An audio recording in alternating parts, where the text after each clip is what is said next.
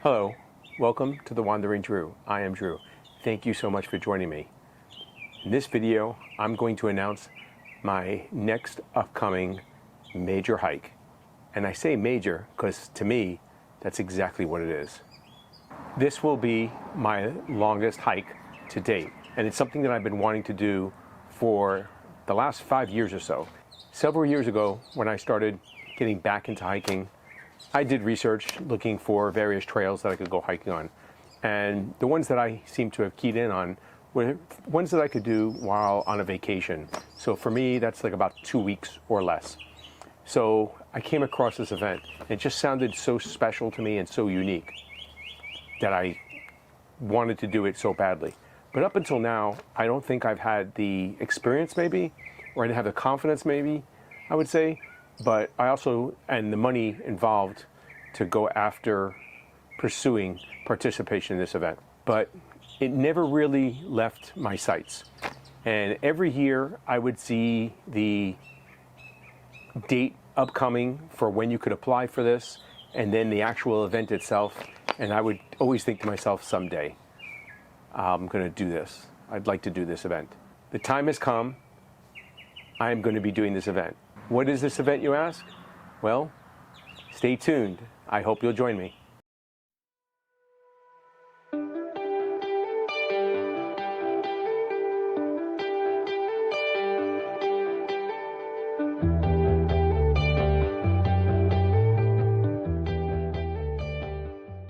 Welcome back, and thank you so much for joining me. I won't make you wait any longer. The event that I'm going to be participating in is the 2023 Great Outdoor Challenge. The Great Outdoor Challenge, or TGO Challenge, is an event that you may not be familiar with or even aware of. As I said, I learned about this event several years ago, and I think it's very unique and fascinating. The Great Outdoor Challenge, or TGO as I'll probably continue to refer to it, is an event that started in 1980, and it has been taking place nearly every year since then. And it's currently named the Great Outdoor Challenge, or TGO, because it is sponsored by a magazine called The Great Outdoors, popular in the UK. And the TGO Challenge is a backpacking trip across Scotland. But it's not just an ordinary backpacking trip. You go from the west coast of Scotland to the east coast of Scotland.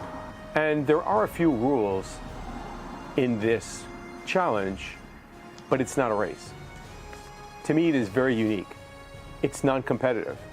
They describe it in their literature as a self-supported walk across Scotland. As I said, it's a non-competitive walking event. So there's no competition among the participants to be the first one to get done. In fact, the goal is to participate and complete the walk across Scotland. In addition to this, the idea is to meet other hikers. But what is so unique about this event is that there is no actual trail. There is no route. It is something that you, the participant, get to pick. And each of the participants also pick a route that is unique to them.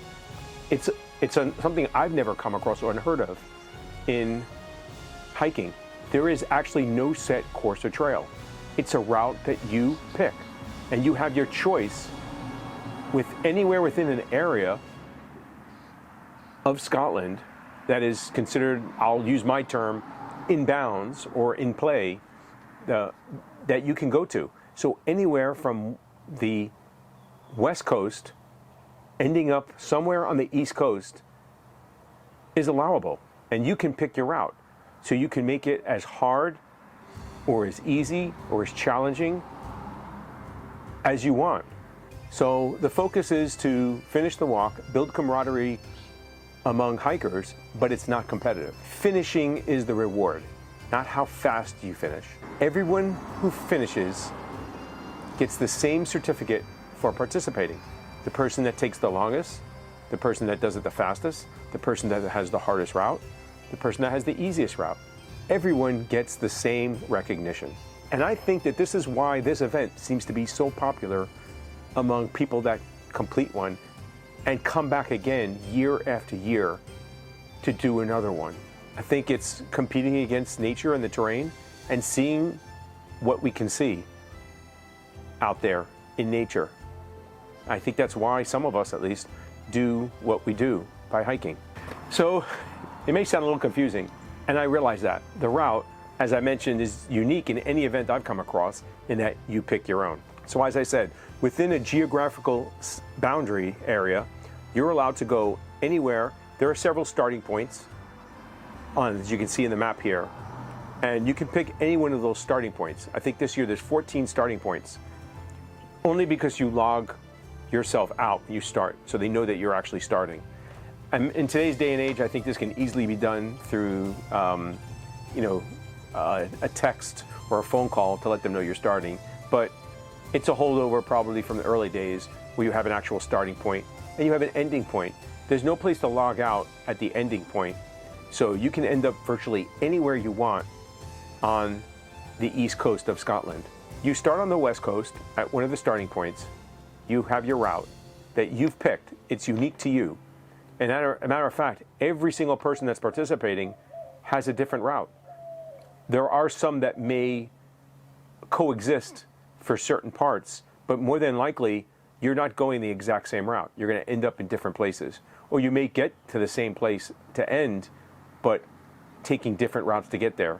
So basically, you start on the west coast, you start walking east, you end up on the east coast. But you must do it, you must walk the entire way and be self-supported.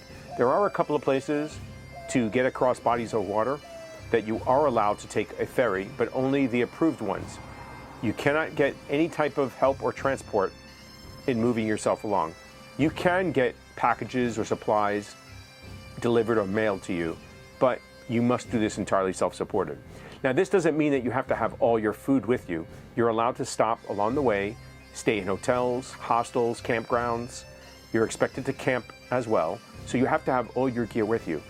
So the normal gear that you would have when you're going backpacking is something you're going to have. So you need some sort of shelter, in your backpack, and you carry your food with you as well. But you're allowed to resupply along the way in the numerous towns or villages or even cities, depending on your route, that you come to. Based on the route you choose, you have to deal with whatever Scotland gives you to deal with. So you have some control over the terrain, because you can pick a more mountainous region or an area that's lower to go through. But the weather is something you can't predict. We don't know what it'll be. It could be rainy. It will be rainy. It's Scotland. This will be taking place in May of 2023. And during May, traditionally, it rains about 20 days a month. So another limitation is how long you take to get there. You have to do this in 14 days. That's just a number that they have picked on how long it should take you to do your trip. So you don't have a lot of spare time. If the weather's really bad, you may have to alter your route. And there are certain places where you have decided to go that you have to provide them with an alternate because the weather may be bad and you may not be able to complete it. But other than that, you can't afford to take a lot of downtime to wait for the weather to improve. You have to deal with what you're given, because you only have those 14 days.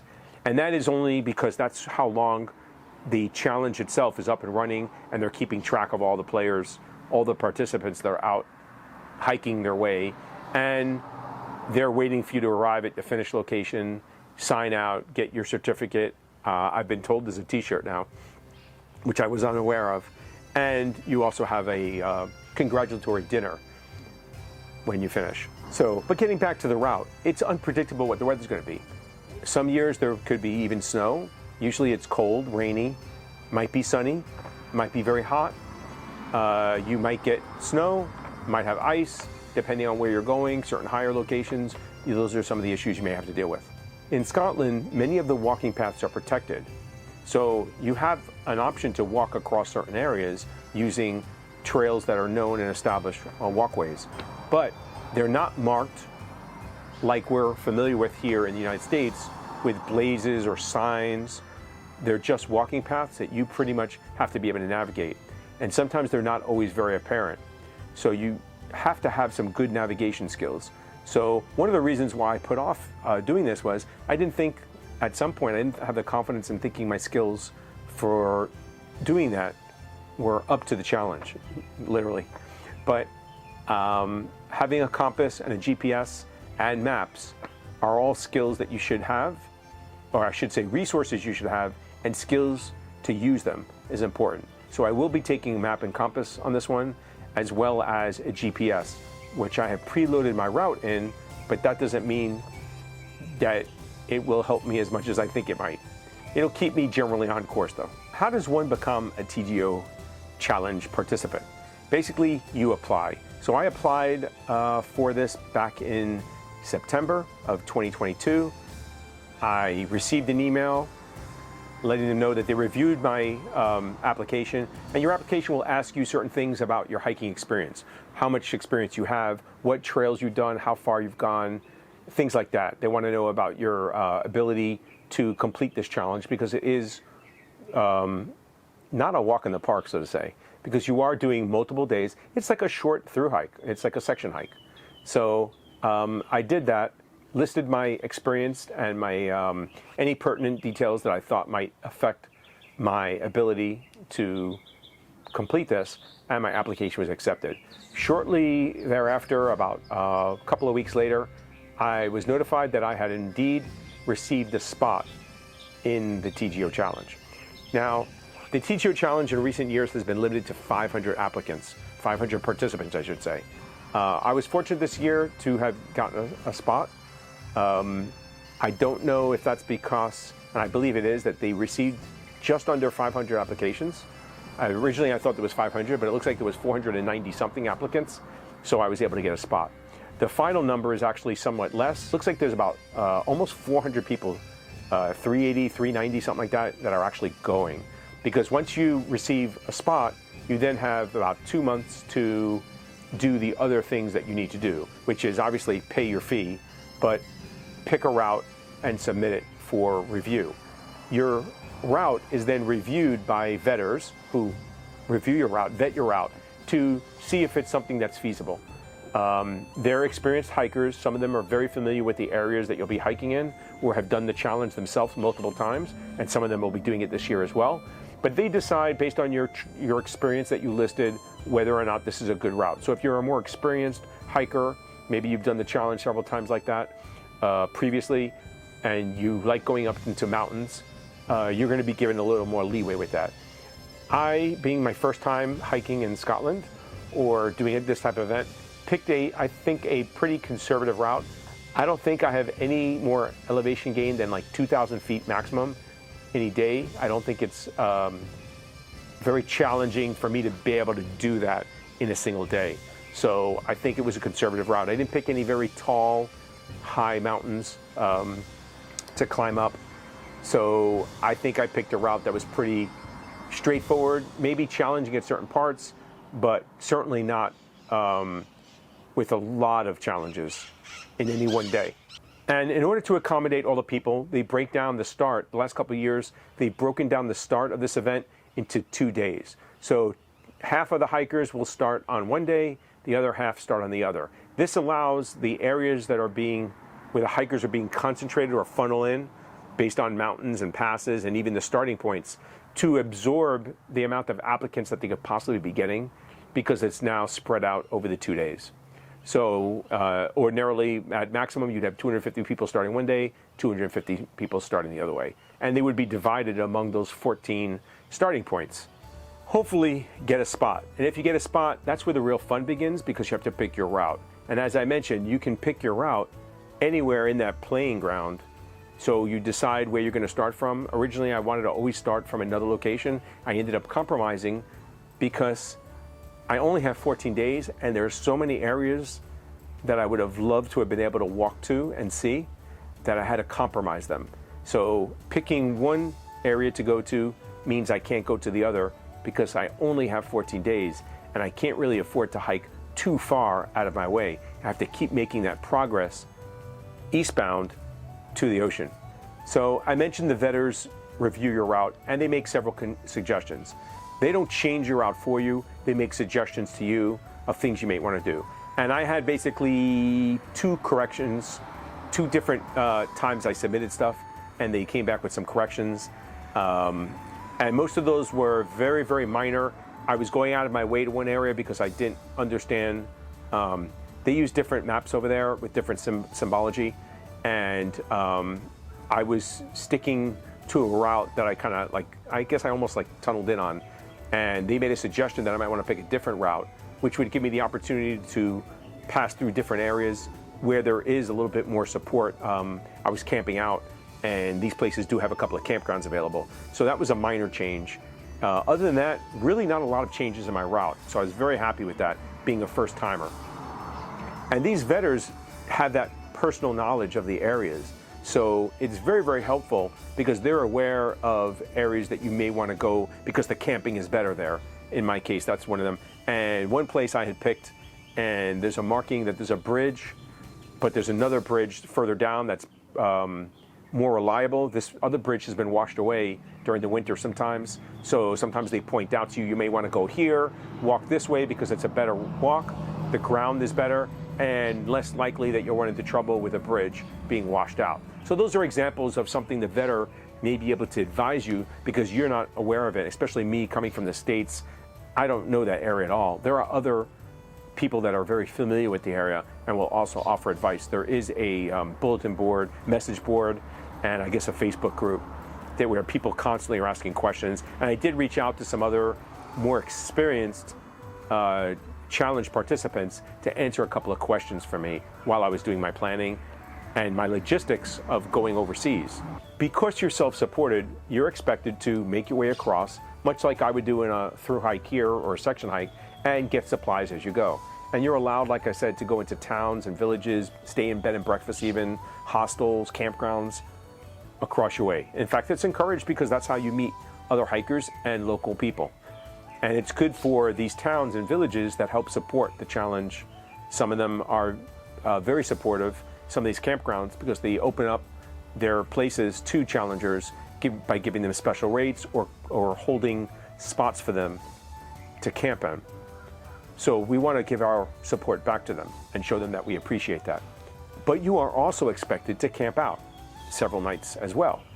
I don't know if there's a guideline or rule for that because there's none in their information that I got when doing the planning, but it's clear that you're expected to camp out at some point. So you can kind of do this combination hike where you're staying in a hostel or a bed and breakfast, but you're passing through a lot of towns while hiking. So you have opportunity to, stop in a pub and grab a drink or get food and then maybe camp. Or maybe in the middle of the day you might through there, so you can get supplies. So it's not just out in the woods. And I think this is where, because many of us are being funneled in the beginning of the challenge from the 14 starting points, I think you'll be hiking with several other hikers. And I think toward the end, as people begin to narrow down on the East Coast into major areas or small certain villages to end up their challenge, you'll also come in contact with other people that are participating in the challenge as well. And I think that will build the camaraderie between hikers. Now, many people will hike in a team. I am hiking solo because I have no one that's going to go with me, but you can hike in groups of up to 4. So anything from 2 to 4 people can hike as a group, or you can go solo. The majority of people are actually very fairly split. They did send me a list of the participants, and it's amazing to see that there are participants from all over the world. There are people coming from everywhere, all different countries. The majority of them are from the UK, England and Scotland being the largest group, but the United States has several people, probably about 30 or 40 of them. And then you have people from all over Europe, the Bahamas, Japan I saw. So there's people coming from everywhere to participate in this. So as I mentioned, for me, the timeline was I applied in September. In the end of October, I was notified that I got a spot, started doing my planning. And over the next 2 months, I pretty much did that all the time. I obsessed and talked about it. And my apologies to my family who listened to me probably go on and on about different routes, my thoughts, my thinking of routes in terms of planning and logistics, and then scrapping it all and starting all over. I used a lot of electronic maps, online sources of stuff, because I found it very easy to do, to map it out and to save it, and then convert it into my route sheet. You still have to use paper route sheets, so you have to submit. It's a form you type up, and you put down what your route is going to be each day, where you're camping or where you're staying, and how many miles you're doing, and how much elevation or ascent there is in that thing. So they can gauge that based on your experience. And that's what you send off to the vetters for review, and then you get their suggestions for changes back to you. And I appreciate my wife, who listened to me way too much for over the 2 months, thinking out loud with her about my thoughts about route planning. So, but it also entails you have to plan where you're going to stay. So where can I get resupplied at? Much like you would do on a normal through hike, except that while you can normally stop anywhere on a trail and just stealth camp or camp, I'm trying not to do that because I'm a guest in their country, and there are certain areas where that is not really well received or looked upon very well.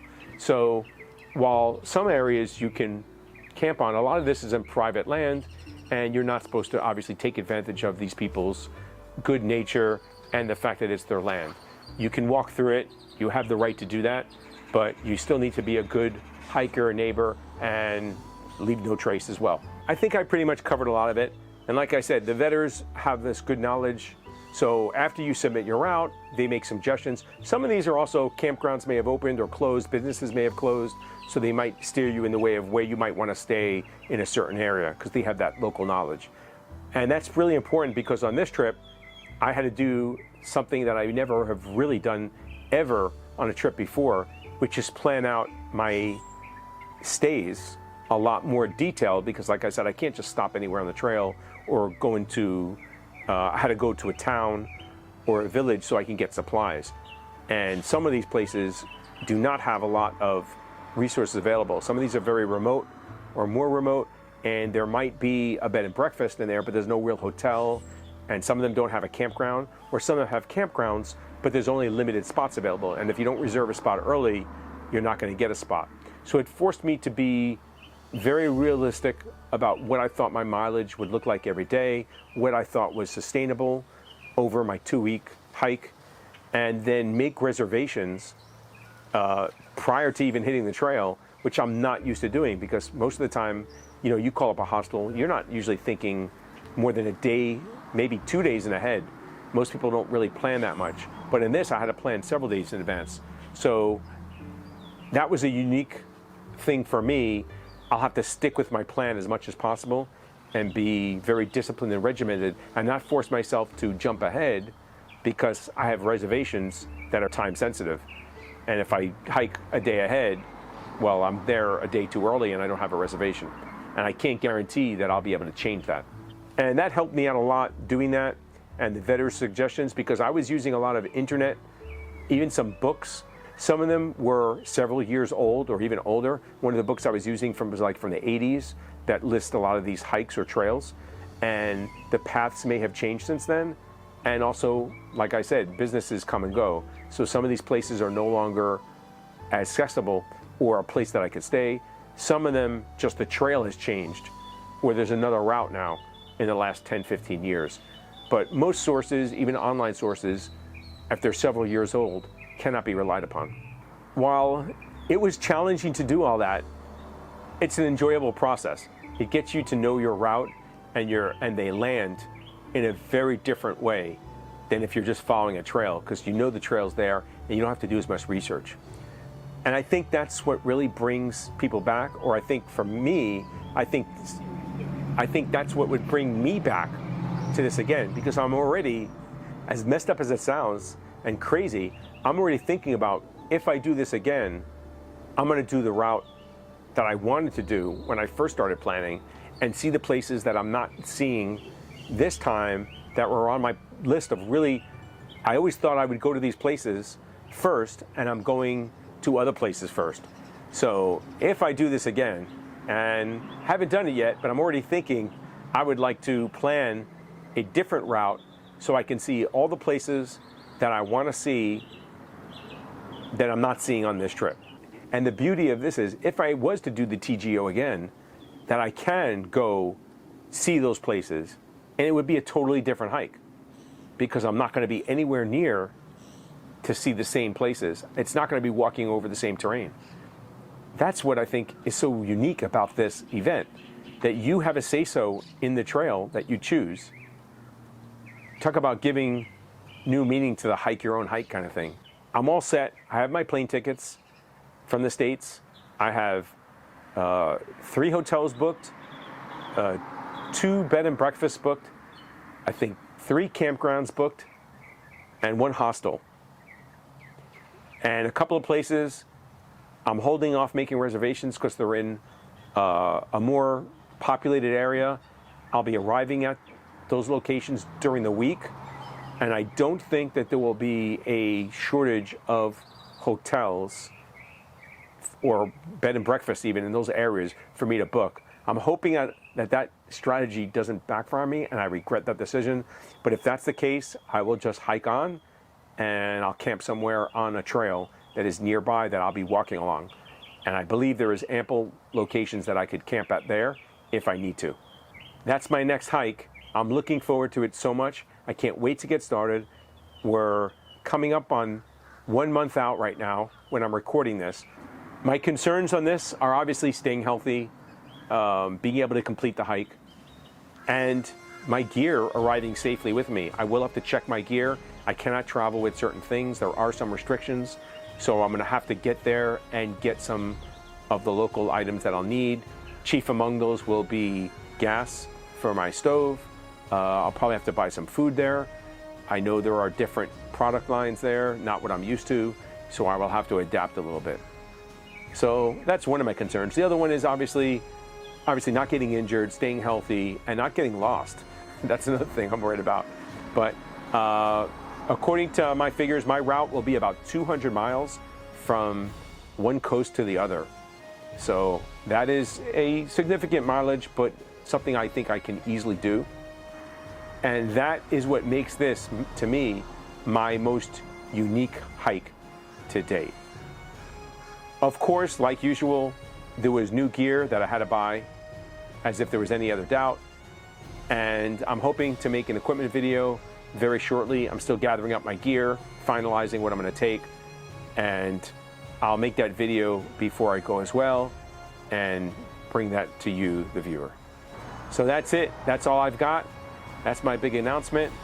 I hope you enjoyed this video. I hope you'll come back to watch me hopefully complete the TGO challenge. Thank you so much for taking time out of your day to watch these videos. I hope you enjoyed it. Hope you got something out of it. If you feel so inclined, please consider subscribing to the channel. Hit the like button. Give me a thumbs up. And as always, leave a comment below. I respond to all the comments. And looking forward to getting some questions and some comments on this. Thank you so much for taking time out of your day. Till we meet again.